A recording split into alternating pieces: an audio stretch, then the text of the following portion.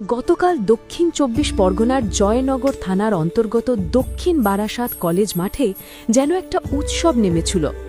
Eva TV এর কর্ণধার বাবুলদার হাত ধরে অনূর্ধ্ব ১৫ ফুটবলের যে ৮ দলের টুর্নামেন্টটা হলো, সেটা শুধু একটা খেলা নয়, আমাদের গ্রাম বাংলার আশা, স্বপ্ন আর ভবিষ্যতের গল্প।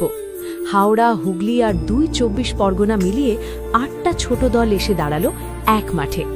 চোখে নতুন স্বপ্ন, বুটে দৌড়নো আগুন। টুর্নামেন্টের নাম ছিল ইভা টিভি কাপ। নামটা যত সহজ, আবেগটা তার চেয়ে অনেক বড়। মাঠে উপস্থিত ছিলেন সন্তোষ ট্রফি জয়বরা আবু সুফিয়ান আর জয়নগরের গর্ব মোহনবাগান মোহামেডানের হয়ে খেলা প্রাক্তন ফুটবলার সত্যজিৎ বোস। ওদের মতো মানুষদের উপস্থিতি যেন বাচ্চাগুলোর চোখে আলাদা আলো জ্বেলে দিল। মনে হচ্ছিল, আজ যদি ভালো খেলি, একদিন আমরাও পারব। সবচেয়ে যে মানুষটিকে আলাদা করে বলতে হয়, তিনি বাবুলদা। পুরো টুর্নামেন্টটা দাঁড়িয়েছিল তার ইচ্ছা শক্তি, পরিশ্রম আর ফুটবলকে নিজের সন্তানের মতো ভালোবাসার ওপর। বাবুলদা শুধু একটি টুর্নামেন্ট করেননি, তিনি একটা প্রজন্মকে স্বপ্ন দেখিয়েছেন।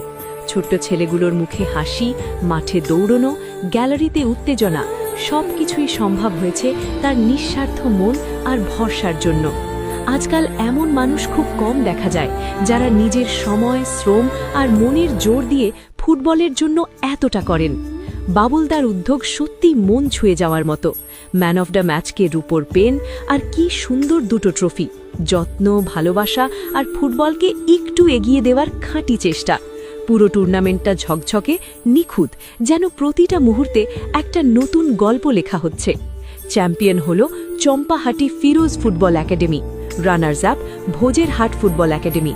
ফাইনালের বাঁশি বেজে ওঠার পর চম্পাহাটির ছেলেদের চোখে যে আনন্দ, যে গর্ব দেখেছি, সেটা বুঝিয়ে বলার মতো না।